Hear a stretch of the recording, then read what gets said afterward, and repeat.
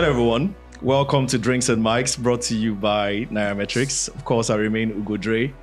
And you're all welcome to the live audience edition of Drinks and Mics. Of course, I have here with me the usual gang is in the house. I'll start with, the people that matter first, and then we'll go all the way. So the last person is joining the least. Jesus. The least is just the way things are. So I'll start first with my man, Otumba. I'm the smallest. Yeah, I was the most powerful. So that's Otumba Delpi, the only Otumba in the house, by the way.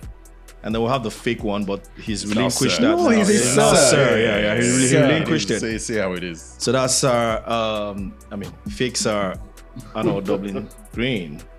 Right, and of course we have the youngest in the house, the baby of the house. I don't understand where this thing. This is the baby of the house, Tunde Andrews. Yeah. Baby of the house. All right, welcome everyone. So glad to have you guys on set. So if you're watching, online, we have an amazing, guest here with us, not in the studio. By the way, if you're wondering where we are, we're somewhere in Lekki. We're not going to name where it is, but it's a very coded. Otumba doesn't want it to be known. The gist is that you can't find it on the map. Yeah, you actually can't find it on the map. Actually, we only released it today. It. Yeah, but today, only for today. Someone has added it on the map. We have to take it out. Sadly. Yeah. Best kept secret of Lagos. Yeah. I'd say. Yeah. So for those who haven't been here before, so this is the home of one of our sponsors, Lead Drop, who of course we often mention on the show. So Lead Drop has been our drink sponsor right from I think the third or fourth episode or so. Yeah. And then we also have supporters as well. Swan, owned by UAC, supporting us all through the session. And then we also have Cowrywise, one of our supporters as well. And of course, Bamboo, the go-to app for investing. So those are the sponsors that we've had. Bamboo, Cowrywise. Of course, you can use Cowrywise for investing too. Let's not forget Codros. And Codros, of course. I don't know. Codros just always sounds like a shameless plug to me. Plug it anyway. I plug us anyway. But of course, we also have CFG as well as one of our sponsors. So in typical fashion, this is Drinks and Mics. So we like to start with our drinks before we go right into the discussion today. And as usual, the youngest will pick the drink and give it to the oldest to bless. Because tradition matters when it comes to drinking. So, just do what needs to be done. Yeah, I mean, the elders in the house understand now. At this point. He gave it to the elders to bless. At this point, it's bullying. Give it to Otumba now. At least an Otumba. At this point, please, let's all feel free to open our drinks. It's Drinks and Mics, so we've got alcohol on the table. So if you're one of those who don't drink alcohol, we know some of them here who don't take alcohol. There's water for you to take. There's Sprite. There's Coke. Juice as well, I think. You can also order juice on the house or in the house. All right, so it's going to be an interesting session today. We're having two sessions in one. We would have a special guest as well, one of our favorite guests on the show. He's going to be joining us very soon. He's in the back room there. But we just want to start basically with a recap of Drinks and Mics over the last 8 to 9 months. Maybe 29 episodes. Yeah. So I want to start with Arnold because I think Arnold has been the only member of the team who hasn't actually missed a single episode. Yes. Not one. Yeah, he's inconsistent. Yeah. Just like money. There was a time Ugo Dre went to Miami and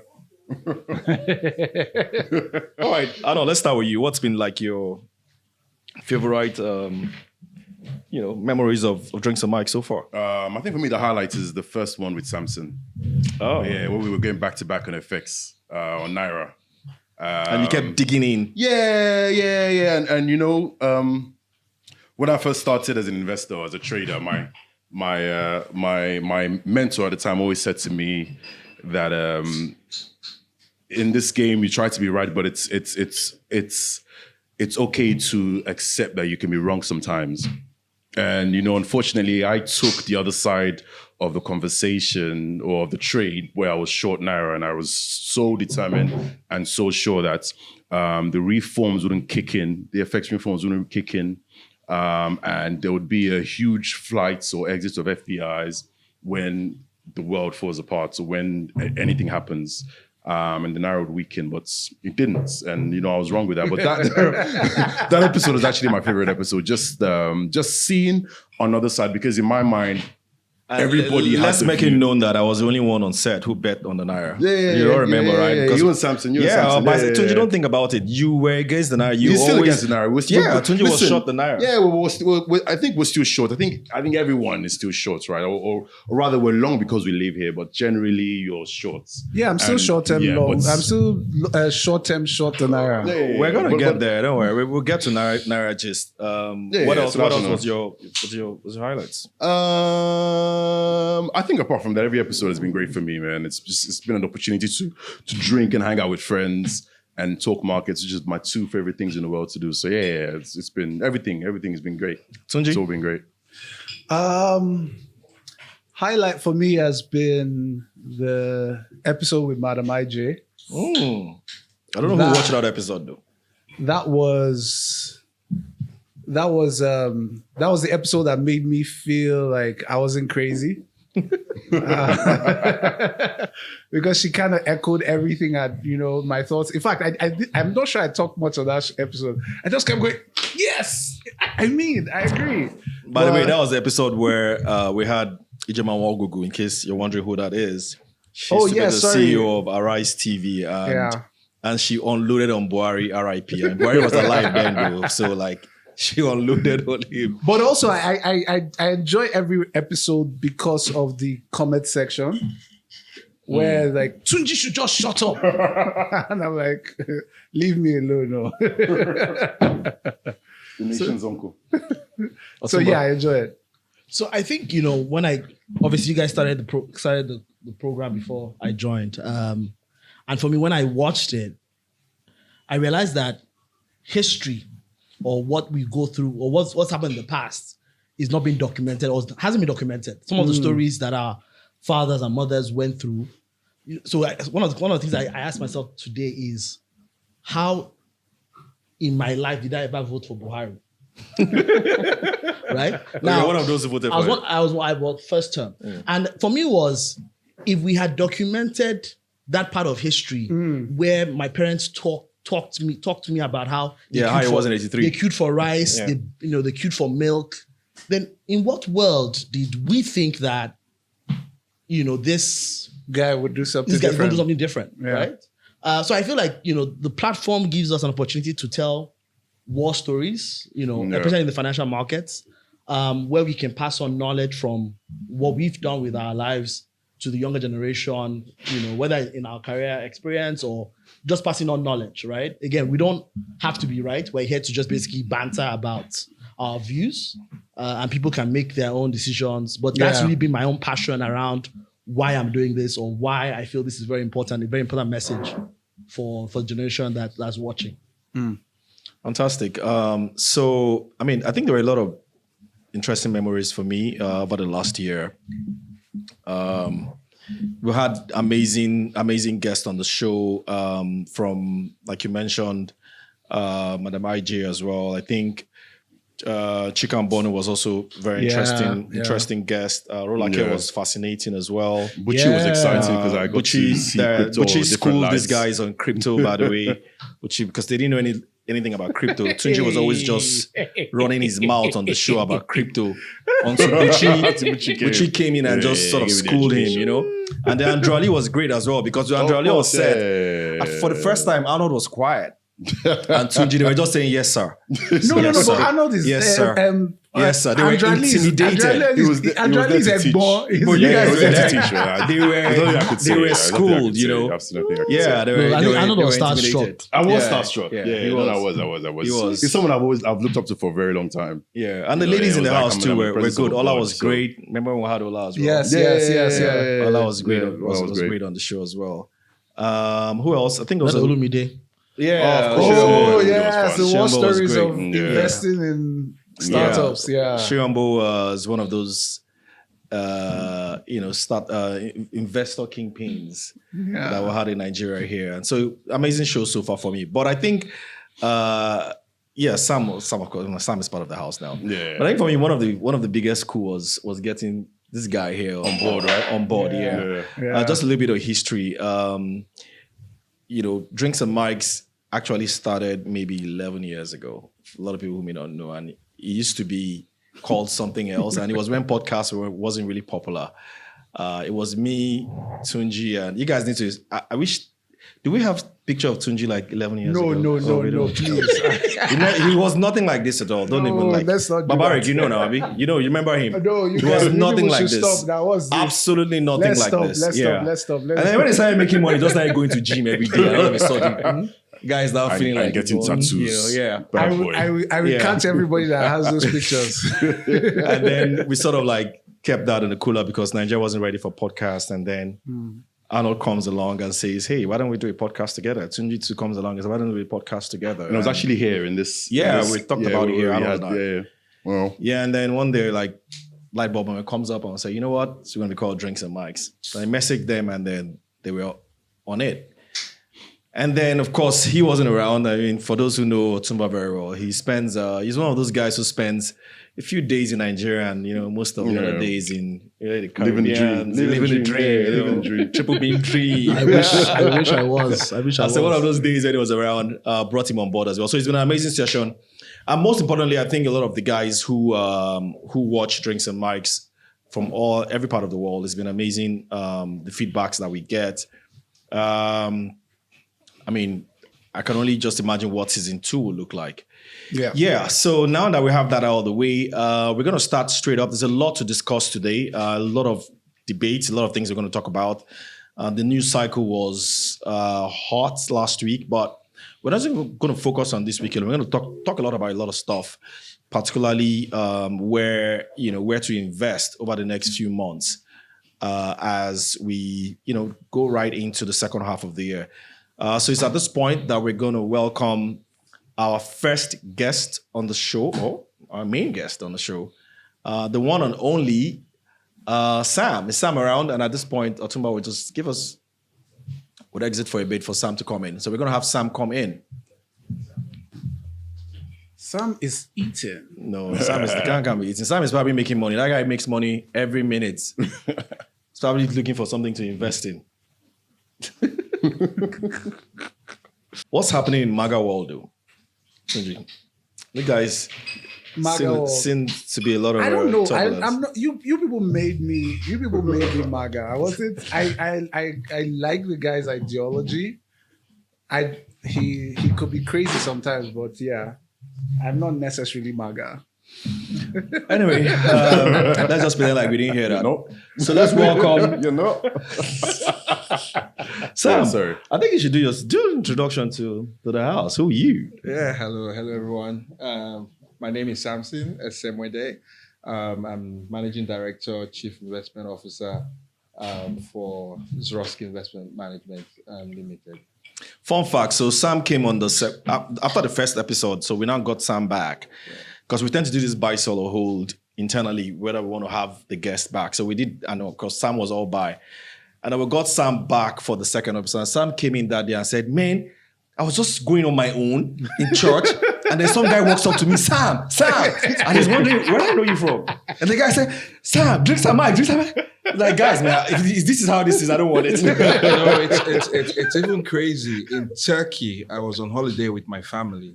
And the airport, transitioning from one flight to the other, some guy ran up to me and was like, drink some mic. I'm like, all the way in Turkey.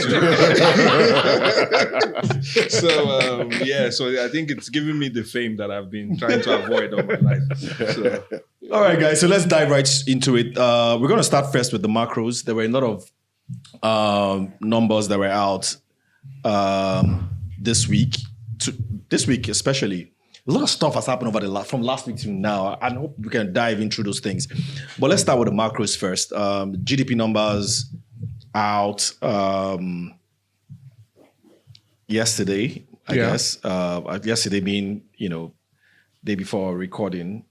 I don't know if you guys have seen it. First time we're seeing rebasing numbers.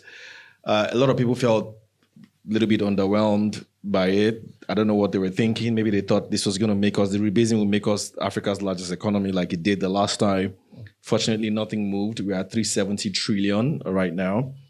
We saw a lot of big moves as well. Trade is now the largest subsector in the economy, taking off crop production. Crop production is now number 2. And I think real estate from somewhere, nowhere, just all of a sudden, right? jumped into the top Was it 5 third? largest economy. Yeah, third or fourth or so largest economy, largest subsector in Africa. So Sam, I'm going to come to you first. What's your reading of these GDP numbers? For me, I thought it was a bit depressing, and I would explain. Usually, when an economy grows, right, the agricultural component of GDP shrinks because the agricultural economy becomes more productive, and the manufacturing component of GDP expands, right? We saw quite the opposite with these numbers, actually. So agriculture increased. I don't think that is positive. I think the agricultural sector of your GDP should reduce, and the labor intensity of agriculture should reduce as the economy evolves. Becomes more mechanized. So what these numbers demonstrated to me was basically the bastardization of the economy that we've experienced over the last decade. Yeah. And it came through in those numbers. And for me, that was actually quite You guys allow Buhari die. Blame him. Never allow him die in peace. Yeah, so I did think it was I don't, from an economic perspective, right? Because most of what I do is very bottom up, right? So what a GDP rebasing does is just statistically captures parts of the economy, because the economic structure changes as you go forward in time. So things like the digital economy indexes more, the pension fund industry indexes more. Things like fintech and stuff, which is part of the index is more. But really, that underlying economic reality is there. Yeah. Right. So sometimes I find it really weird when people say the GDP is now bigger. The GDP has always been there. It's just that it's now being captured. Yes. Right. Yes. But doesn't that also show, but the fact that it's being the digital stuff is getting captured, doesn't that show modernization?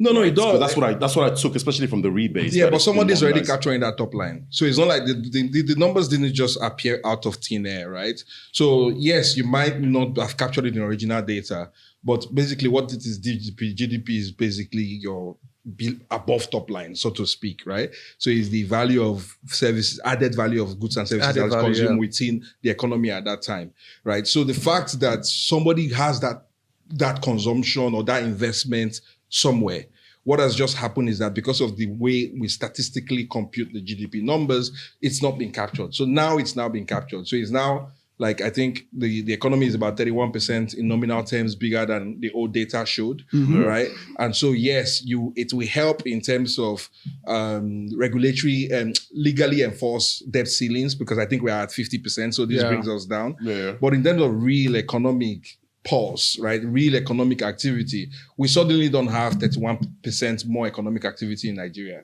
right? And if you invest based on that, you're almost guaranteed to lose money. Yeah. Arnold, sectors that lost ground, crude oil, construction, food and beverage, cement, textile, electricity, education, accommodation, and food services. So does this kind of speak to what? Does it speak to what Sam saying? For me, it's the sort of, I don't want to say exact opposite, but I'm taking an opposite view on that. I know you said it was disappointing and maybe disheartening. For me, it's the rebase actually.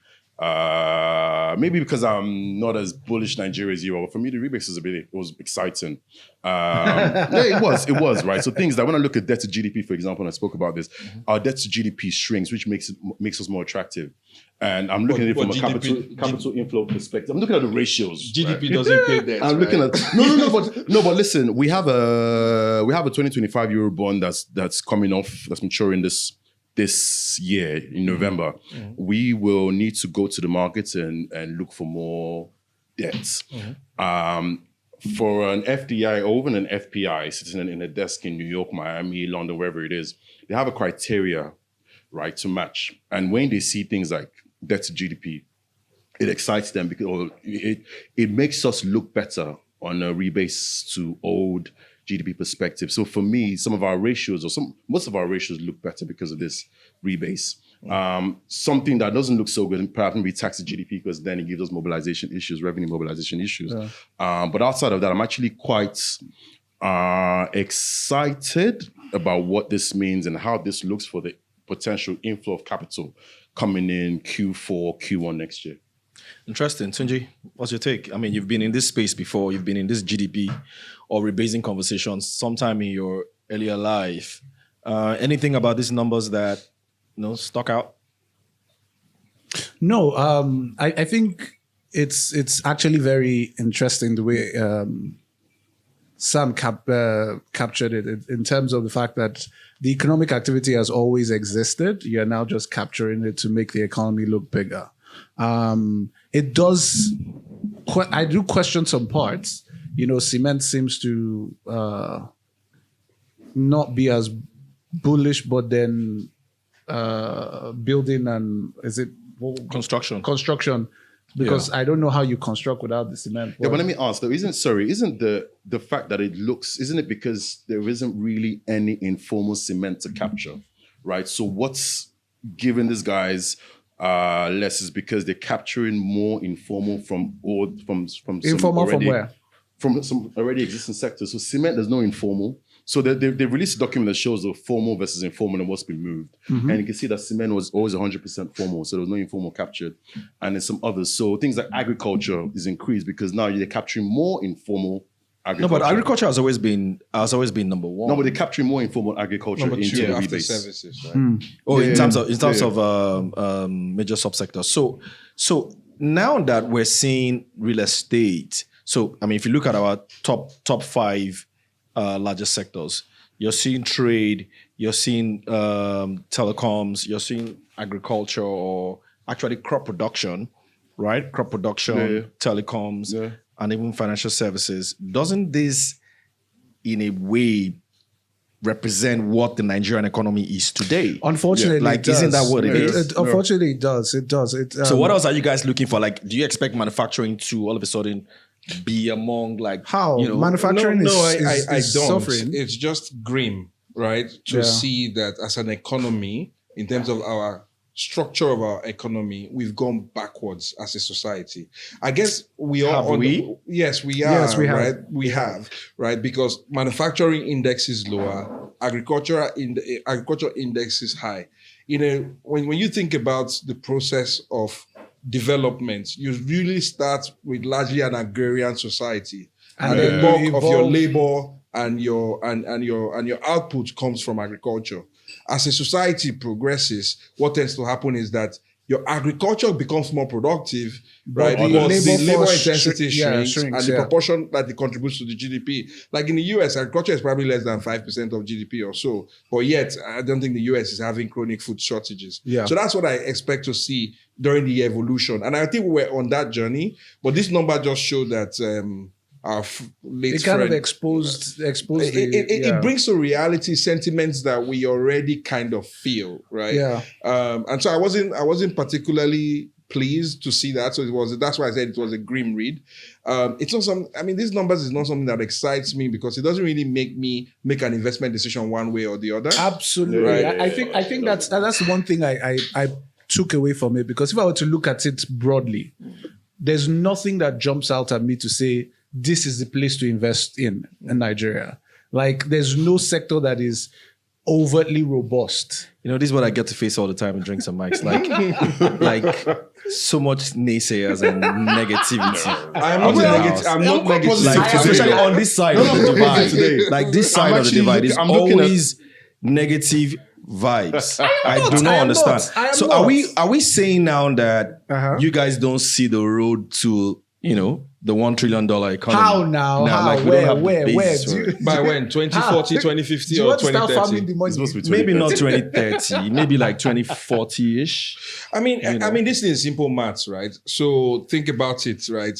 And an economy grows by roughly 72 divided by the growth rate, right? That's how long it takes an economy to double. Yeah. Right. So if we are looking at 272 trillion nominal GDP, you index that into dollars, you are looking at a 220, 230 billion economy, right? Which means the economy needs to grow 5x from here for it to hit 1 trillion. Hit 1 trillion. What does that mean? It means that the economy needs to double and double again and then some. So basically, if I do the maths, I think there's probably 5 years now between now and 2025. So I need to basically get to 1 trillion.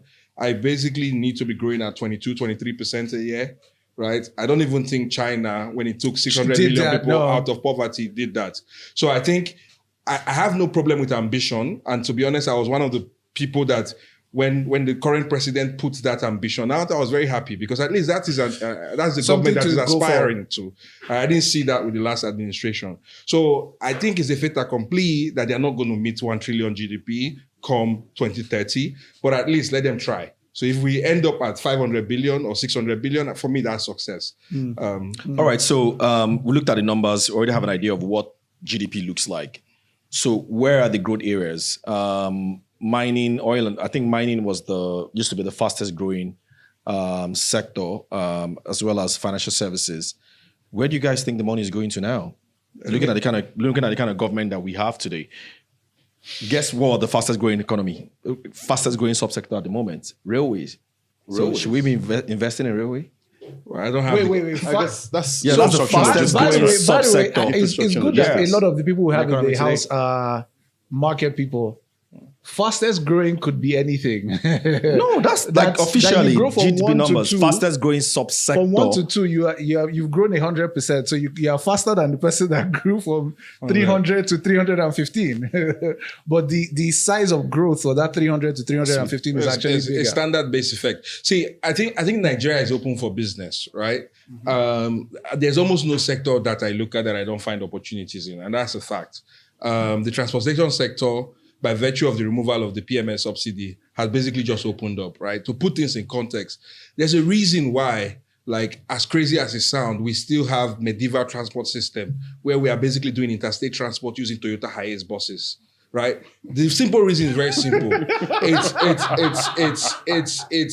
because the PMS system basically created some sort of warped incentive that made it economically more efficient to transport people using 14-seater buses as opposed to using rails or using the large luxurious buses. Exactly. So by removal of fuel subsidy, I think transporters will have to look at their maths and run their numbers, because what has just basically happened is that their cost per kilometer has gone up. So you need to densify your travel in order for you to make decent economic return. So I actually think, if I want to predict on the road transport side, that we're going to see I think the large luxurious buses come back, because you need to ensure that you're generating the right kind of revenue per travel to match your cost per travel. You know what's actually interesting? The fastest growing sector is actually rail transport and pipelines. What does that say? But on the rail transport side, I think it's because there's nothing, right? The base it's a low effect base. is base effect. It doesn't Yeah. matter, but the Yeah. fact that it's the fastest growing, and it's something that we didn't have Ah. a decade ago. We didn't have this sort of rail transport now, and it's fastest growing, and it's still government driven. Yeah. Isn't that an opportunity for businesses? To do what? Invest now. So we go. Rail doesn't make money. Like nobody. Right? That's what I'm saying. So rail doesn't make money. So in countries where you have rail, Yeah. No. is it 100% owned by the government? Well, it depends, right? But the initial stage of building your rail network, it's largely been done by the state, right? You benefit from rail because of the Because of other externalities stuff. that it gives you. Like Yeah, transportation so it's for an people. enabler. Yeah, so those are secondary things to it. Yeah. Yeah. But I think obviously the government should focus on rail. I actually think the government should focus more on cargo than it should on passenger. I don't really think you're going to get this level Because of rail really is cargo, right? So the passenger side is just the extra. it's the part of cargo. it. So it's the Yeah. improvement in the friction, all right? In the improvement in the friction of logistics, right? That's what rail helps you solve. But So- rail also has the multiplier effect that I've always said that, one of the things that could decongest a place like Lagos is if you can Underground. wake up in Subway. Ado Ekiti at 5, get to this train station by 6:30, and get to Victoria Island by 7:45. It would really decongest Lagos because it's cheaper to live there. Cost of housing, cost of living basically is cheaper in those areas, and it will also spread economic activity across the nation, and then boost those areas and multiplier effect for GDP. So I think rail will work, but rail on itself, what do you invest in? So they will lay the rail, then we will now build around it, but let them lay it first. All right, by the way, guys, inflation numbers were also out last week.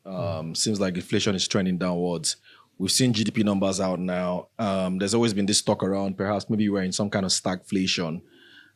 Any silver lining in some of those things? I know we're not growing at 7% or 6%, which I think we all need to be at.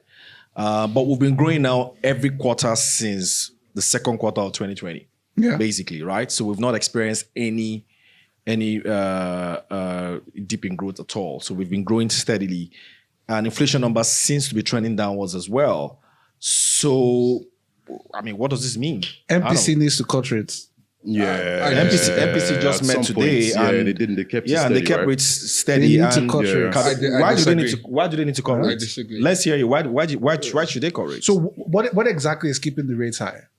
Inflation is still high. Inflation is still high. But it's trending downwards. It's trending down, but it's still high now. Based on Inflation your is 22%. MBS friends data, it's still your high. MBS Inflation is family still data, high. but the inflation out there Guys, is still more. high. Did you look at June inflation numbers? The food inflation went up. June inflation numbers did not show. I mean, I think there's a lot of statistical noise as a result of the change in the series, right, that happened in January. But I am surprised that I'm not seeing a high level of disinflation in the economy given the base effect. Okay. If you look at June numbers, yes, you had a reduction in headline inflation. Yeah. But if you look at core inflation, it went up. Went up. If you look at Inflation. food Month on inflation, month was it also- went up. went up, Month-on-month yeah. inflation, it went up. Yeah. Okay, So, so this is his point. Historically, around this time, food inflation rises. It will start trending downwards, especially in July, August, September, because historically that's also harvest period. One of the reasons why food inflation tends to yo-yo is because we do not have a Season? lot Is of it the storage. season? Yes, it's the season. Yeah, Okay. so it's planting Yeah. season, Yeah. it's rainy season. So the process of evacuating products from rural area where these things are made to So it's urban markets, historical. the cost effect is high. Yeah. So there is a bit of statistical season. There's a bit of seasonality that exists in the data.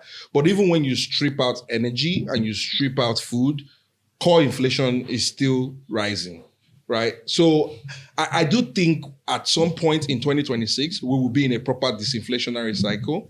The risk is cutting too soon. And frankly, I think it was... What's the risk of cutting too soon? The risk of starting too soon is that you threaten your exchange rate, you're threatening your inflation mandate by putting pressure on the exchange rate. See what is happening in the market at the moment. The market has cut interest rates for the government, right? Because you have NTB that is now trading at 16.5% when your MPC rate is at 27.5, and your SDF and SLF is way. So the market has, because of the wall of liquidity that has come in, because if you look at basically in the first half of this year, the DMO only rolled over roughly approximately how much it matured in coupons, in maturities and coupons. Maturities, yeah. So the net issuance, when you strip out the dollar-based euro bond, was about 700 or so billion, or between 600 and 700 billion. That was the net issuance. And this year we have an estimated projected deficit of 13 trillion. So you add the euro bond to that, we've basically net issued 2.8 to 3 trillion in the first half of this year. And I think given where oil price is, given where oil projection of volumes is, because we're supposed to exit the year at 2 million barrels, we're not getting we there. should be looking at what, a 16, 17, 18 trillion of deficit. But for some reason, the DMO has been stalling in its issuance program. And what has happened is that the CBN is not stepping up. I mean, they're issuing a lot of OMOs to foreign investors, but local investors cannot participate in that OMO market. So that wall of liquidity is hitting asset managers, is hitting pension funds, and needing assets and pockets to deploy that cash into. Yeah. So what has happened is that you have a bifurcation of your short-term interest rate market, right? Which breaks the monetary transmission mechanism. Because you have MPC at 27.5, you have OMO that is currently around 23% discount, and then you have NTB at 16, 17%. This is basically back to Murphy era monetary environment where conversations around monetary policy meeting become performative. So they need to do something to fix that problem quickly and relink the entire short-term interest rate market, because it's only a matter of time. The pressure will start to build on the exchange Yeah, but rate. how long do you think it So takes? wait, so that sounds How long do they counterintuitive. have to keep? Sorry, how long do you think they have to keep? I mean, I agree with you definitely. The market is already priced in. The market has cuts. Has So the cut rates central at like bank- 300 yeah, basis the central bank points, doesn't man. need to. But how long will they? Do you think they need to? I think the keep central it bank up needs to 27? tighten. The central bank needs to do the opposite of what the market has done, right? The central- Tighten? tighten Or keep? market rates, right? So obviously it's signal But they're using policy. OMO. They're using OMO for that, right? Yeah, but the problem sense, is because almost 27% the problem is of your- only the banks and foreign investors can access OMO. So obviously the banks spreads are widening, which is why fixed deposit rates have been declining, right? But you now have your market interest rates, right? The reason why you have your MPC and your asymmetric corridor is to signal to the market where your short-term interest rate, your market rate should be. So that disconnect needs to be fixed. I think one of the ways to fix it is to allow local asset managers and pension funds to buy OMO, right? The knock-on 100%. the knock-on effect of that, Exactly. the knock-on effect of that is that it balloons the balance sheet of the CBN. Yes. And And there's a lot more Yeah. interest payments to make. Yeah, as well. but the CBN Where are they gonna mandate find the is money not from? profit. The CBN mandate is price stability. Price stability is being threatened. Nobody has told the CBN that you need to book surplus So every Sam, year. there's something we don't. I don't know why we sort of scared around sometimes. And the question is, how come we've had monetary policy tightening since September last year? In fact, we're going to have it for a year now because the next MPC meeting is in September. So we've had 27.5% since September. We've had this very tight CRR and liquidity ratio levels for a long time now. Yet we're still seeing money supply at over 100 trillion. In fact, climbing. Yeah, but the So rate of what exactly is working and what is not working? Why do we have so much money out there? I mean, I'll just say two things. The rate of growth of money supply is declining. I mean, we went from 80% growth in money supply to around 20% growth in money supply. And 20% growth in a nominal GDP environment of inflation is at 22%, so add 3% GDP to that. That is a tightening. That is not a shrinking, right? When you think about it from that perspective. So in terms of, okay, what is creating this wall of liquidity? I have spoken before that at the heart of our persistent exchange rate crisis is how Nigeria chooses to recycle its petrodollars, right? So what happens, right, when dollars flow into the Federation account is that the CBN basically monetizes it by creating extra Naira. That Naira hits the banking system. And that is extra liquidity that needs to flow into assets. And you then have, because obviously FAC has been doing very well. Both state and federal finances has been improving as a result of exchange rates, right? So that wall of liquidity that is hitting the markets every month that there's a disbursement of FAC, there's new liquidity being created. So even though your banking system liquidity is getting tighter and tighter, you are creating more and more liquidity. And then in the process of also issuing a lot of these NTB and bonds and OMO that you've issued, I mean, if you look at the data, over the next 6 months, there's about 17 trillion of maturities coupon that needs to be rolled over. And if DMO continues to do its posturing and is not issuing a lot more, that liquidity needs to find a home. That is what is creating this money supply growth that you're talking about. Having said that, the CBN has done a good job in reducing the rate of growth in money supply. But the But it's idea still that growing. money supply needs to revert what Murphy created, that's why You think that's not possible anymore? that's one of the reasons why I think that high level of CRR is going to be there for as long as we probably live. I think that liquidity has been created. It just needs to be permanently sterilized. So Arnold, where does this leave manufacturers or people who actually drive real economic growth, right? so I think- Because I mean, you can't drive the sort of economic growth that we're With this looking kind for of interest rates. with interest rates at over 30%. It's just impossible. So where does that money come from? So I think that's one of the reasons why that industry is struggling, right? And you go back to the GDP and agriculture is doing so well and manufacturing isn't. Because naturally these guys need liquidity or they need debts, right? So in my mind, it's going to be somehow left to private debt to actually take. But the problem is with interest rates so high, private debt investors would have to look at other metrics to actually price these loans or this debt that they give, right? So you go to Treasury. So when you're actually looking at a private debt or what you can return, you have to now look at what Treasury bills are offering and then try to price it based on that. Because if interest rates stay at 27.5%, cost of debt, cost of capital stays high, and then these guys will continue to get squeezed out until they die out. So how come you're seeing private businesses or huge big conglomerates going to the debt market and then they are borrowing at sub 20%? Well, maybe not all of them. You're seeing some at 20, 21%. But basically, I haven't seen anyone borrowing higher than, NPR. Maybe one or two, except maybe the ones that have very low risk. But for some of the blue chips, you've not seen anyone borrowing at premium to NPR. So who are the banks now lending money to? but who are the banks? But the banks are not lending money now. There's no. So what business are the banks doing then? I don't know, The but banks are bond hedge funds. even today, I was going to. Because why lend to a business when you can lend to the They government? are bond hedge funds. Fixed income hedge funds. That's what they are now. Bankers in the house. Sorry. We apologize. But I was going to say today that there's a deposit drive in a few banks. I just noticed it. There's a drive for fresh capital. Yeah, but that's only for CRR purposes. But I don't even know because what. because you know that whatever deposit you get, 50% goes to the central bank. These guys aren't lending to anyone. No, what he's saying is that a lot of bank account officers, I don't even notice it. They are really They've been aggressive on the now. phone lately. Like, They are Yeah, trying to because get if you look at the aggression. data, there's over 1 trillion in SLF.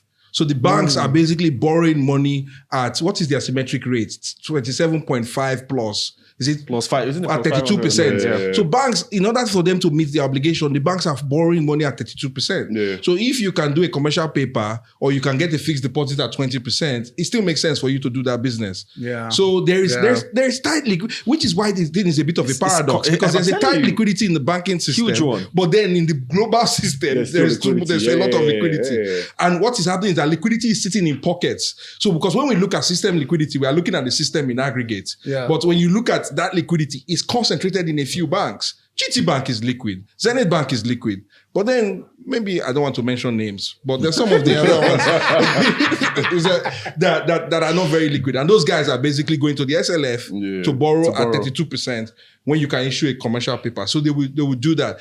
Arnold, so your question around manufacturing, right? I think we will go into a disinflationary cycle just by simple base effect. And also when you look at exchange rate is strengthening. Right? So the exchange rate pass through to commodity prices because food is a commodity at the end of the day. So if you are, and because we are a deficit nation in a lot of food that we consume, the impact of the exchange rate on the food basket is usually underestimated. It's huge, which is why you had huge food inflation when the exchange rate was galloping. Right? So look at the data first, right? The food exchange rate is strong, right? Because of Dangote, who needs to continue to push out his PMS to the market because he doesn't want to hit tank top. He's putting downward pressure on PMS prices. This is positive to inflation. You have relatively high base effect. We are going into a plentiful harvest season because we've just gone through the rainy season. So going into the back end of this year and in 2026, we will see disinflation. When you see disinflation, and then add to that, corporate profit is recovering. So I actually think manufacturing sector would improve. The cost of credit would improve, but we shouldn't be too premature to be cutting so quickly and then creating a problem that got us here in the first place. You're saying regardless of this tight policy or this tight environment that we're in or period that we're in, you're still seeing improvements in manufacturing? Regardless. I think look at for the results that we're seeing though, Look at the NGX, strip out the banks, NGX 30, non-financial, right? We are at the highest level of quarterly profits over the last 2 years. But isn't that down to the fact that you're talking about liquidity finding a home? No, I'm not talking about price performance. I'm talking about actual profitability. That has nothing to do with liquidity. But that's also driven by price increases. But let's sort of segue into something else that is related as well. The CBN governor at the MPC briefing said external reserves was now at $40.1 billion. And then and he also said gross. I don't know why you people are just bothered about net. Gross, $40.1 billion.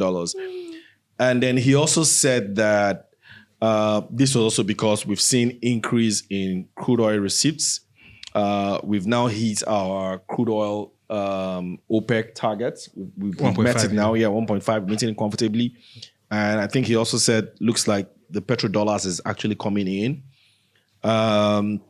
We're also seeing less demand for dollars. According to him, in fact, he gave a story. He said he was speaking to some travel agent who told him that, he was speaking to a friend who told him that the travel agent who he typically pays in dollars to buy ticket. I'd like to know who that travel agent is, by the way. Pays in dollars to buy ticket. Said, look, I don't want dollars. Give me Naira. I'm fine taking Naira. So there's... Where's he traveling to? Calabar? That's right. So there's a lot of reduction in demand for dollars. But you can see that it is reflecting in the exchange rate as well. And you can see it in the data. Yeah, so we're seeing 1.535. But let me ask yeah. you, how much? Do you know how much of the oil receipts or how much of the FX revenue, FX reserve is oil? I know. Back in the day, like 2010, it was like 70 to 80% average. Still FX I know that 2020 was about 30%. How much of FX exports? How much of our exports is oil linked, right? Yes. FX reserves. FX reserves. FX FX reserves is not all exports. But by the way, I know balance of payment is positive as well, right? Has been positive for some time now. It's positive. Okay. That's probably what you want to look at. But in terms of reserve is made up of a whole lot of stuff. Yeah. But the point is, you have robust reserves at $40.1 billion. You have us meeting crude oil benchmarks. You have crude oil prices now at above $70 per barrel.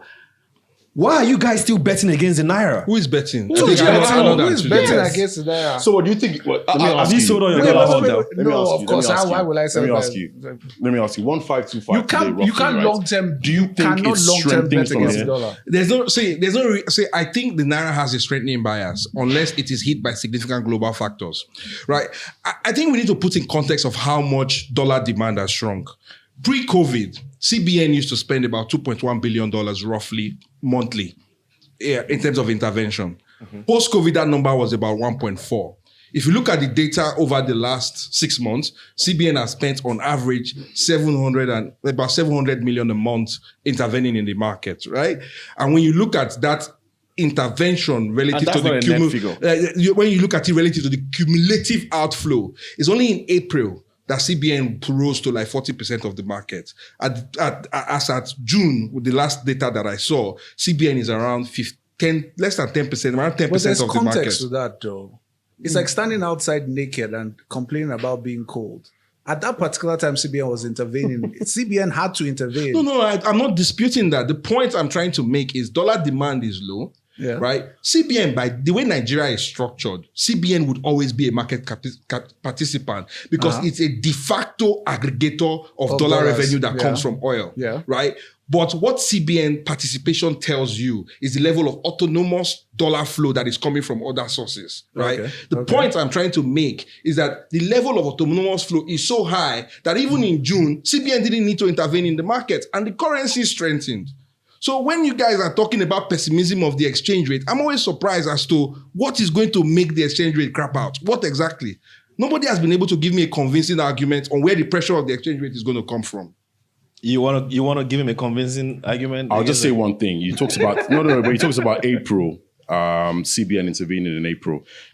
Can you remember what the world looked like in April? Yeah, I mean the world came to exactly, halt, right? And they had to intervene. Right. So. I don't want to use the word intervention. It participated when there were frictions in the market that it needed to facilitate. And global friction, right? And this global friction hasn't necessarily ended. It's ended. That's why it's called tackle. It's tackle. Everybody understands Trump does threatens. If you think about it, even the reciprocal tariffs haven't even started, haven't even kicked in. We haven't even talked about the effect on AGOA, on tariffs, and how it affects African countries. Anyways, so. Yeah, but it affects African countries. But you know what's very funny, man?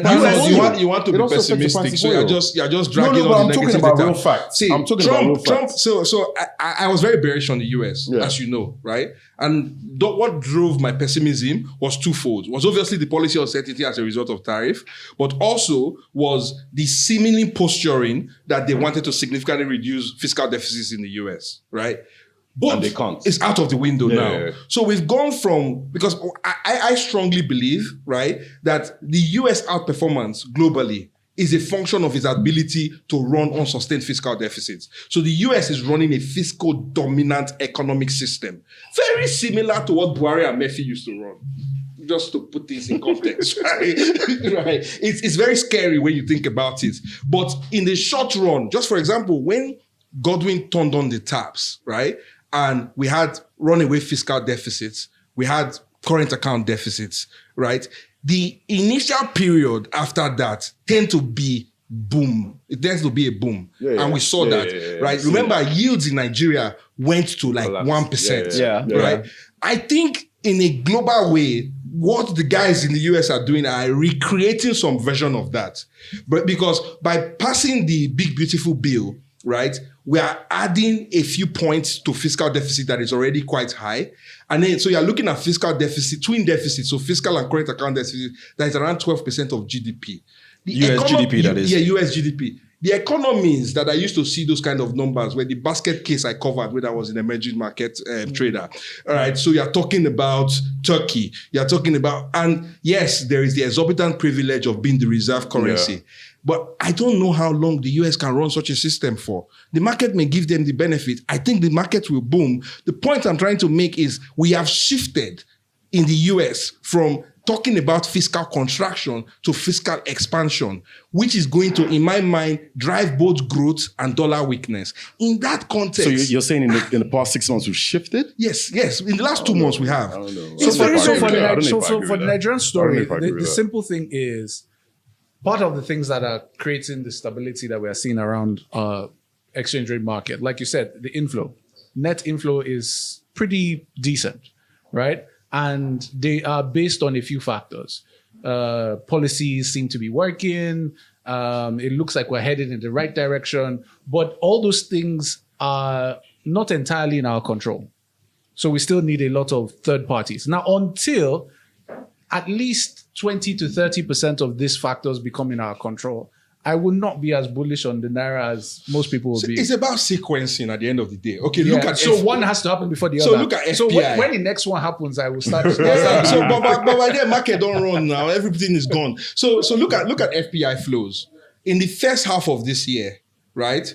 I think from the data that we looked at, about $8 billion of FPI came into the country. Yeah. Right? That is very close. I think it was about 8.6 billion in 2024. So we are close to like 95% of total FPI flow in 2024 and 2025 and only halfway through the year. Yeah. If you annualize that number, right, that will get to like 16 billion plus. That is going to be the largest FPI inflows that we've received since we started gathering data. That's the amount of dollars that is coming into the system, right? The question is obviously a lot of those dollars. Again, you need to achieve exchange rate stability. You need to achieve macro stability. You need to grow domestic dollar originating capacity, right? If you look at recounts, they've gone up by almost 50%. Recounts in the Niger data have gone from like 34 active recounts from like 34 to 50 as at the last data that I checked. Oil production on June data has gone up. Right, we're now looking at 1.7 for crude and condensate, and for crude alone is at 1.5. So we are ticking higher. Yes, we need a bit of investment. A lot of these assets that basically the IOCs transformed from equity holders to debt holders in, right? Those assets, in order for the new equity owners to make money, they need to drill. Yeah. They need to get that production. So, and then obviously the backlog, which is the arrears that the government owes NNPC, needs to be cleared. Right? As at the last time I checked, there was about 1.5 trillion of outstanding arrears that the government owes NNPC, which is why NNPC has not been remitting as much USD to FAC. Declare that number, the transmission mechanism kicks in, you get dollar revenue, and then at that point you have exchange rate stability. You can start to cut rate and let the FPI start to go. No problem. All right, guys. So let's try and make so this simple. So to be honest, all these things sound, if all things go according to plan.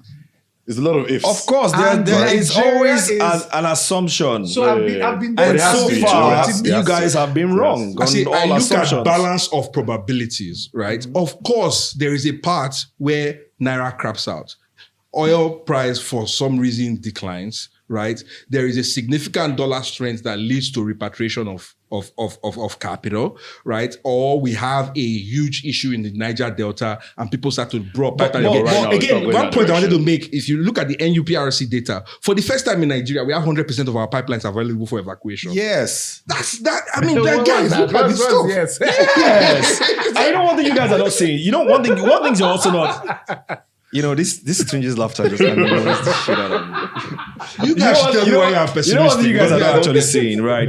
We've gone through what was that thing Trump called it again? That is so-called day. Liberation. We've gone through Liberation Day. Yeah. We've gone through Israel, Iran, low oil prices. Yeah. We've seen several We've headwinds. gone through and Rivers crisis. Rivers crisis. The talking point out there is that we might be in a situation where Nigeria is somehow getting decoupled from the oil story. So we really don't need oil prices to be that low or astronomically high for us to keep Yeah, I think I the might actually exchange agree with stable, you. I might because actually agree with now you on that one. it I might looks actually agree like with you. that this devaluation that we've seen, as bad as it sounds, right, has basically disciplined people. So you've got a lot of Nigerians now saying, you know what am I holding dollars for? Like, where is that 1.6 that I'm going to use to buy dollars? Because what you've seen happen is that there's some indirect kind of financial repression because people are now poorer. So you don't have a lot of to money. adjust. Yeah, so the demand that you tend to see in Murphy days, because you had that, disparity between the official rate and the black market rate, don't exist anymore. So what is that thing that is going to get the exchange rate to depreciate worse than we're seeing now? I don't see it. I don't. But anyway, I like when you guys are quiet because it means you don't have an answer. So we can just move on. Tired. No, for me, the day Arnold becomes I know it sounds the day Arnold becomes bullish on the exchange rate, that's the day I'm selling my Yeah, Naira. see, I've always said. So I've always said I don't like the currency, I like the assets. So anyway, But you the thing guys is, it's are not like- it's are not watching that Drinks and Mics and you just hear Arnold just going home I love Naira. about It's time to Naira. sell. Just sell, man, because Arnold is probably shorting that stuff. But anyway, let's move on to other stuff. I just wanted us to talk about investment outlooks as well. It's been a great year all around, and I want you guys to make sense of what's going on, man. Crypto 111K. On this show, Tunji here was ranting and upset that crypto did not drop, Bitcoin, I beg your pardon, did not drop to like 70K so that you can buy. And then we're here, it went from 70 all the way to 117. Sam, we've been here as well. We analyzed equities.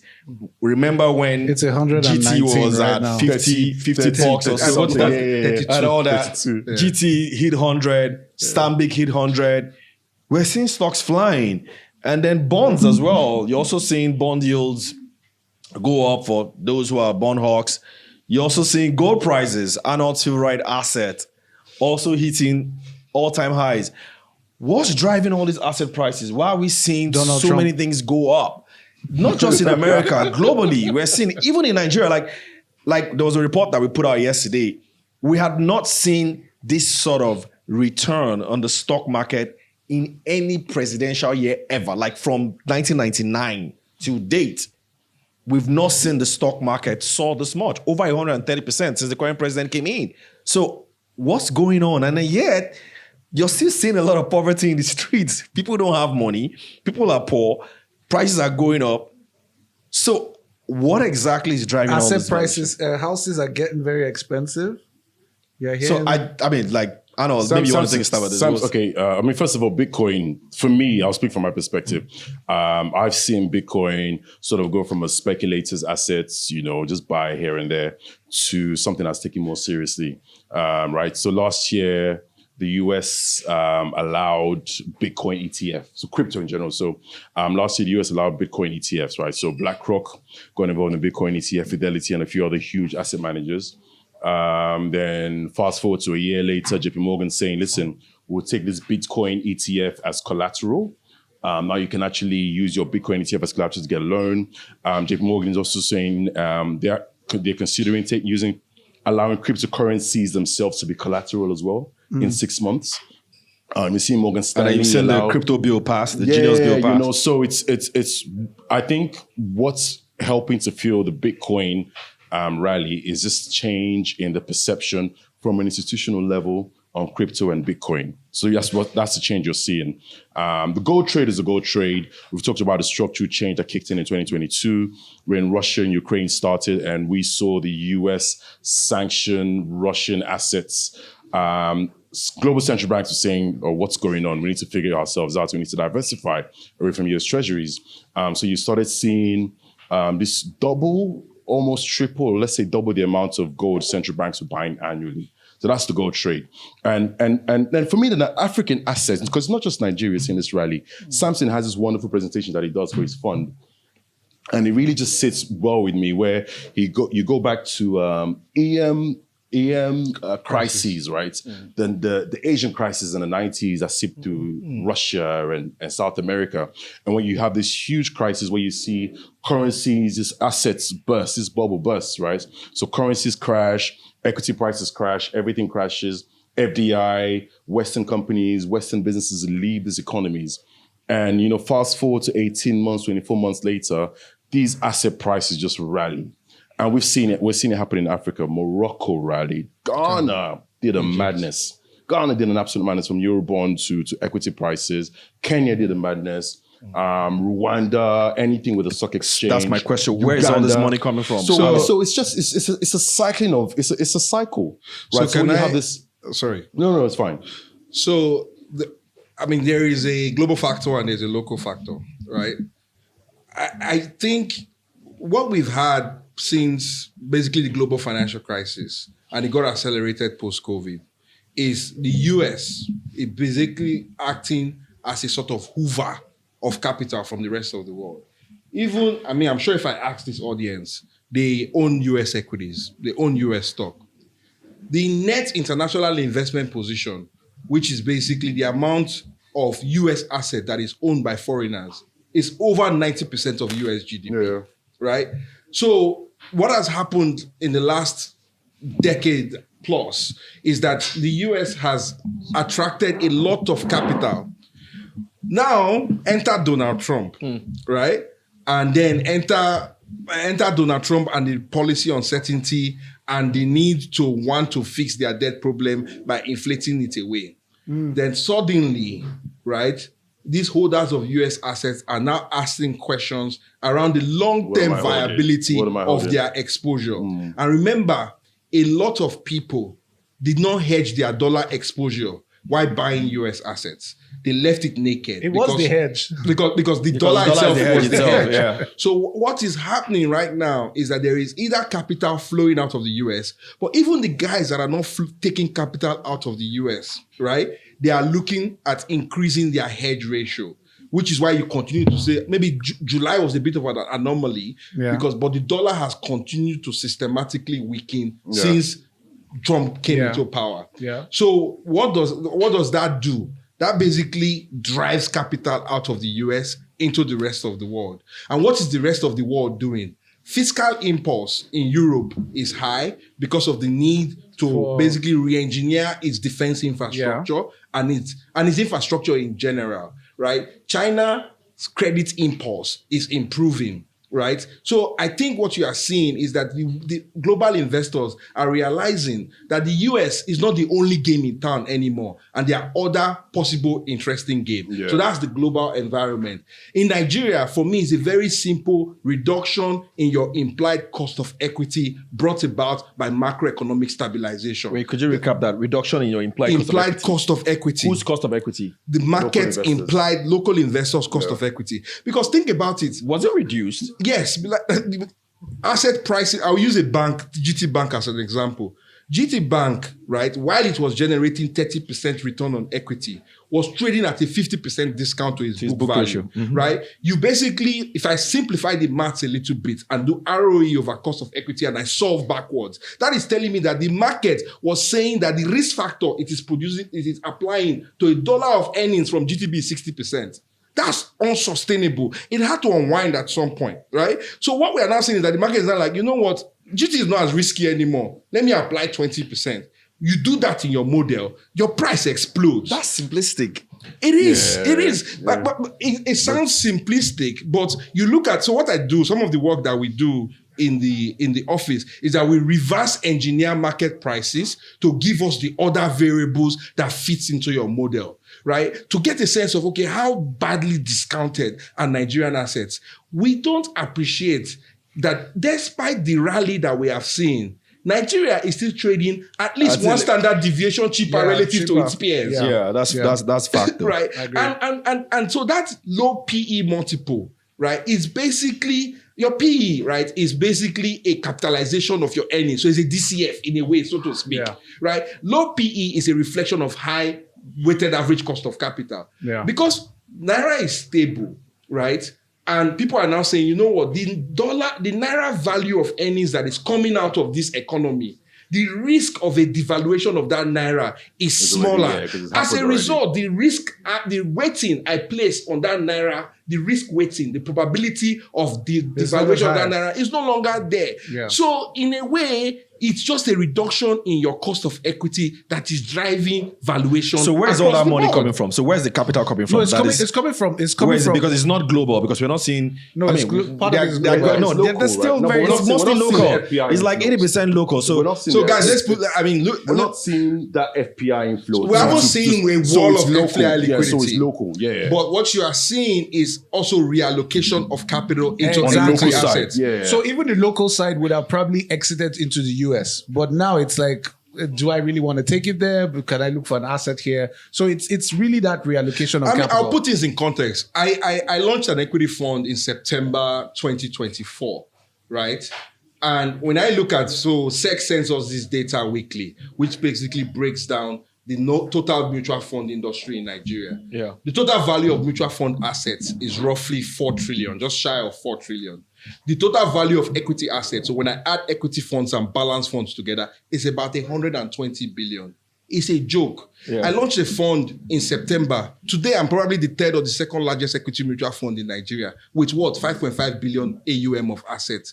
That's a pittance when you think about it. So just reallocate 5%. But your face is like, the heck? Go on. So just reallocate 5% of value from money market funds into equity fund. And remember, returns is the biggest predictor to future outflows. Equity over the last 2 years has consistently outperformed fixed income and consistently outperformed money market. It has actually outperformed the most important asset for Nigerian investors, dollars. It has. But one thing I would say though is to show you how much local money is going into investments, because you talked about the growth in AUM. It's gone from 250 billion to about 5 trillion today over 10 years. And it's increased almost Naira-wise, is that Naira? Naira-wise. Yeah. But it's also increased, this is AUM in the asset management industry. It's also increased of almost by 1 trillion Naira in a quarter. It shows you how much liquidity is local and is going into investment. So I'll give you an example of mine. So around this time of the year, what I generally tend to do is cycle out all investments and put it in dollars, right? So historically, that's what I do. This year, we cycled out. I'm like, wait, this dollars is not dollaring, you know, because it's almost like I lose, because if I look at, if I put it into, I don't know, treasury bills or something, the returns is looking higher because every spread across, and I know there are some people in the house here, your returns on your dollar market fund is sub 10%. But so I mean, we haven't published July numbers. As at end of June, the fund was up 73% in 9 months. I think it's net asset value or no, in terms of return, in terms of performance. For the dollar fund or Naira fund? For the Naira fund. I was talking about dollars. And over that period, when I launched the fund, the Naira was at 1,600 roughly. Today, Naira is at 1525. So my investors, if you're a dollar-based investor, you're probably gotten a 5% pickup on the exchange rate, and I've delivered to you right? 73% return over that period. And I think July has even been crazier. So you can see Right. where the money is flowing So to. it makes and it's not just me. You look at the broader market, we're outperforming, but if you look at the broader market has also been very, very strong. Yeah. So what you are seeing is people just reallocating capital to where they think that they can get the most best returns. Yeah. And today, that is the Dollar equity is just market. not it. Dollar is just not it. All right, guys. So let's just also inform the house that we would entertain questions as well. So if there are one or two questions contributions, at some point, let us know. There's a window for that. And then we go into a buy, sell, or hold, and then we end this first session of the show. So still on investments, wanted to ask you, Arnold. Then I'll get to Tunji as well, because I know that for Sam's favorite investment this year has been equities, and he's been big on Nigerian equities, as a matter of fact. Arnold, you've been big on gold. So what's your gold story so far this year, before I get to Tunji? Gold has been good, man. So I've been buying, we've been buying, I've been buying gold, we've been buying gold, but not only gold, right? We've been looking at precious metals as a whole, because there was a point where, and it sort of feels like the gold has really rallied, right? And it's feeling a bit toppy, right? And, gold has several demand legs. There's a jewelry demand, there's central bank demand, there's ETF demand, right? On the ETF side, more investors are going in. On the central bank side, I still continue to see, and we've been seeing a nice steady buy. But on jewelry side, gold has become a bit expensive, right? So what it's meant is, if you look at gold, go to GDP to see how the world can afford gold, or go to other assets. So go to oil, go to silver, go to platinum. Gold is really expensive. I'll just give an example. When I started trading gold, maybe 15 years ago, platinum was about $200 to $300 more expensive than gold. But today, or in April, gold was 3 times more expensive than platinum. It shows you how much gold has rallied over the past 10, 15 years. So for us, that felt like, okay, gold is really toppy now. But still, like in the precious metals story, we sort of had to look for an alternative to gold, but still the precious metals side. A lot of it is because the jewelry demand side of it got expensive. An example of jewelry demand is probably like an Indian wedding season. Right, so you're seeing this diversification. Indian wedding season? Indian wedding season is so gold prices go up when it's India. When is Indian wedding season? So it's generally between October and April at a strong time. So right now, coming out of Indian wedding season, gold is too expensive on the jewelry side. But there's an alternative to gold, which is the silver and platinum. So what I've seen, and I would say this year, platinum has actually outperformed gold. Platinum is up maybe 40% this year when gold is up about 20%.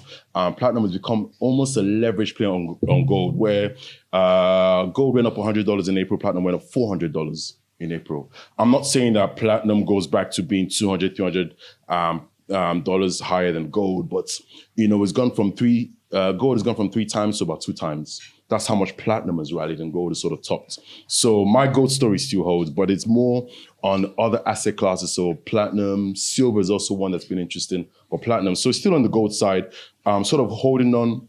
I think when the wedding season starts again around October, I think you're probably going to see a nice boost in gold. But it doesn't take away the fact that gold still feels toppy on the jewelry side. But ETF demand is still there, and central bank demand is still there. All right, Tunji Crypto. By the way, if you want to ask any question, just raise your hands. Someone's going to come to you with a mic. Toye will give away you guys the mic in case anybody wants to ask a question. Tunji, crypto. You've been big on crypto all year round. So yeah, I'm still. What's your crypto story? I'm still big on crypto, even though I think which crypto, by the way? Ethereum. So Ethereum is there's a new story around Ethereum, and it's really beginning to get bullish. However, I think the entire crypto story still has about a 30% rise, after which I don't know, all bets are off. I wish I got in earlier, late believer, but there's still I still believe there's about a 30% rise, although pretty much similar to the gold story Arnold just spoke about. So there is Bitcoin, Ethereum, and then when you start to go down, you start to see things like XRP and the rest. There's still some, assets that are relatively good value in terms of. Is there use still an case. upside for crypto? Is there still an upside for Bitcoin, Ethereum, XRP? So I think Yeah, I what think is now it's- happening is a segmentation of them. So all of them are finding houses in terms of use case. A lot of what you call these things, money transfer companies are now beginning to look in that area. Although there is conversations around gas prices and fees and all of that, but it does look a more efficient methodology. I mean, also just the fact that the bill in the US is it passed? Has it been passed? yeah, it's signed already. Trump signed it to law. The bill in the US, the fact that the big banks are now using it as collateral, they are beginning to recognize it. There is an upside. However, the flip side to it is this: because all those bodies are recognizing it, the volatility starts to disappear. Yeah. So that thing that moved crypto from $20 to $70,000 is now beginning to be replaced. Yeah, that tends to happen when a market matures. Exactly. Yeah. So, and I think it's now nearing So are we maturity. in crypto maturity now? No, we're not yet Or there. we're knocking but on we're the door of very crypto- close. crypto we're very, maturity. very close. We're very I close. mean, I don't know anything about crypto, so I can't provide an opinion. I'm just an observer. And I've always struggled with the use cases, the aside of what I like stablecoin and what stablecoin is able to do, and the enabling, the sort of trade enabling angle of stablecoin. But there are just a lot of crypto assets that I cannot understand what they do, what the use case is, what the value is. Oh, there are many. It You should reminds see- me of US banks pre the creation of the Fed. So you remember, like when the US market started in its infancy, almost everybody could create money. So crypto allows you to create money. Yeah. Of course, some of that money creation is legitimate creation. Yeah. Some of that is money that has just been fiated. Yeah. Right. So when you then go and try and get value for that money that has been created, Problem. I don't think there is enough people to back that value that has been created.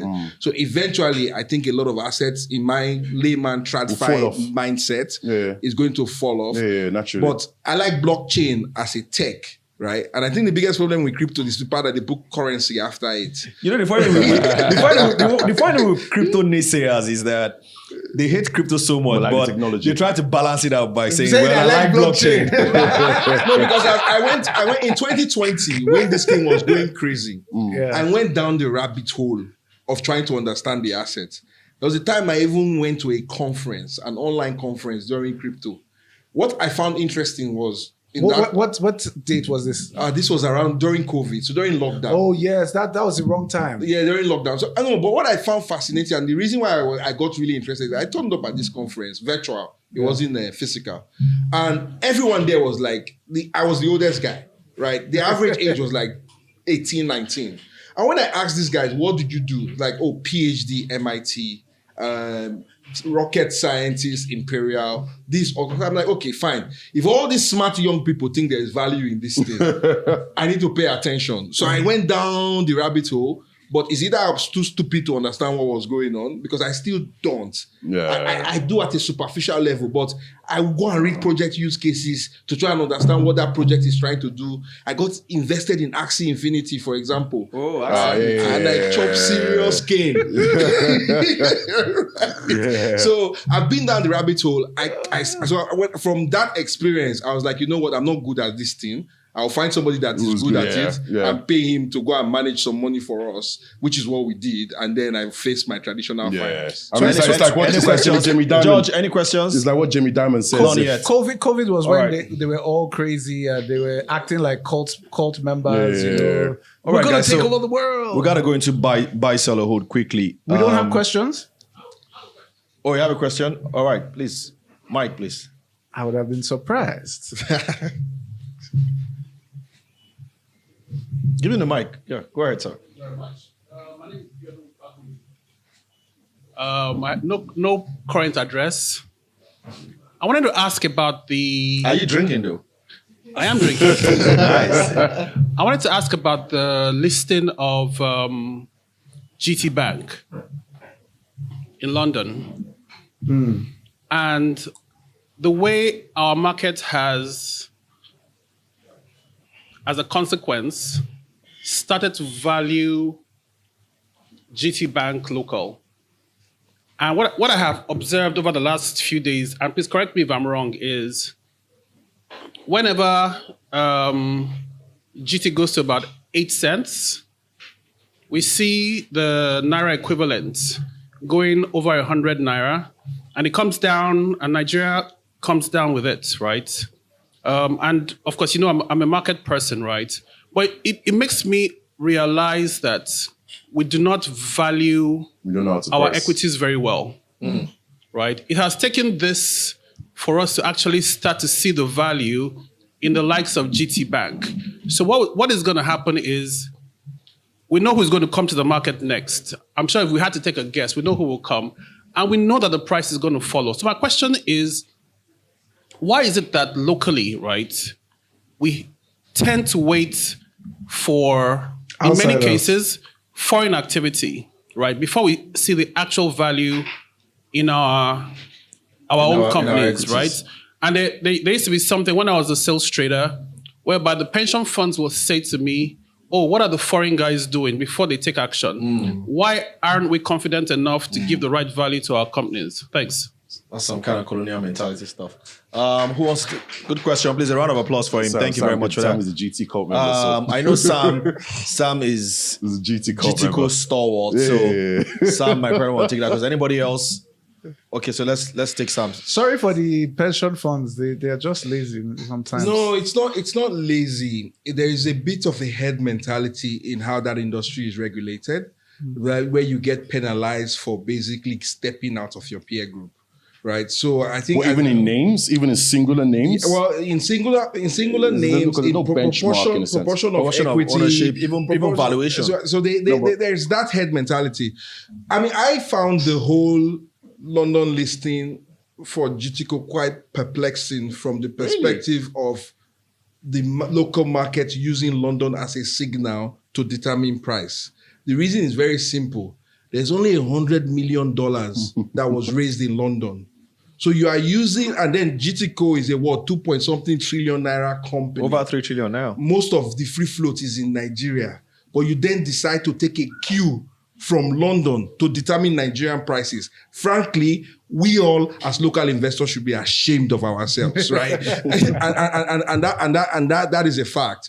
Because there's very limited liquidity in London, and what you are going to introduce into Nigeria, if you start to use London as a cue, is volatility in the Nigerian line, which really shouldn't be there. We should be able. I think GTCO is probably worth 200 naira, right? The market should be able to make that assessment and invest accordingly. Don't wait for somebody else to validate. The second part is, I don't think we have, the biggest marginal buyer of equity assets in Nigeria are the pension funds, right? And I was speaking to the CIO of a large pension fund, CFA, extremely brilliant guy. I hope I haven't given him away. I hope you have. Most of them are CFA. So I was like, this was the time when GTCO was at 30 naira, Fed Bank. I think at some point it was like 20 something naira. And I'm like, guys, you are running long dated liability in your pension fund. Equity is probably the longest duration you can find in assets, right? Why are you not deploying significant level of capital in the market? You know what he told me? He said, I am a pension fund administrator, not a manager. Yeah. Right. So that goes to tell you what the mindset, right, of, it's not about smartness, it's the institutional limitation of institutional limitation on how those pension funds deploy capital. And then a huge pool of marginal price setters in the market are the broker dealers that are running large prop books. This is hot money, high expensive capital. So they don't have the staying power to take a view. So they will wait for momentum to be created, jump on it, and then when the momentum unwind, they get off. There are not many deep, fundamentally driven asset managers in Nigeria. So we are just hogging momentum. So when the foreigners come and the ones that are willing to do the work, we wait for them to give us a price, which is really sad because we should be the one setting the price that the foreigners buy assets in. I mean, also- it's criminal. It's annoying that a foreigner will outperform me in Nigeria. I mean, it shouldn't happen. You agree with him? Yeah, no, but also, I think what was happening technically as well is, GTCO London, GTCO Nigeria is fungible, right? So I think some people were looking for that arb, where they were doing that reverse arb. Because, normally people would buy in London, wait for it to go up and then sell here. But I think that when you saw GTCO LSE or GTHC LSE trading maybe 118 and this was 105 or 102, you thought, okay, hold on, I can get a quick 10% if I buy here and then go there. So what you saw was the demand coming in here, pushing the price up because people were coming in here when it traded higher. You come in here, you move the stock there and sell there. But it takes you about 10 days to because it takes about 2 weeks. It's about So let me ask you, it's illiquid. So I think they got the calculation wrong. Let me ask you guys. But I think let me throw something in here, and I'm trying to just maybe puncture your analogy, Sam. So yes, you've said why is it that we tend to wait for maybe the LSE to drive market prices before we see prices go up. And we've seen that happen with Airtel. We've seen that happen with Seplat. So GT is not the first time it's happening. But don't you also think it's because of how shallow our market is? So imagine that you have a very shallow market. You only have max 30, 40 stocks that you can invest in. And in that maybe 40 stocks, banks are probably the most liquid, right? That you can actually go in and exit your money. And then you have a London Stock Exchange with how many stocks listed there? Probably close to 1,000 or whatever, I don't know. But I know New York Stock Exchange is probably over 5,000 stocks. So GT Bank is just one small stock in that entire exchange. And so for them, repricing GT or pricing GT at the sort of multiples that they think it's valued makes sense. But here, it probably won't because GT is probably just a big fish in a small pond. So don't you think that's the problem we have here? The fact that we have a very shallow market.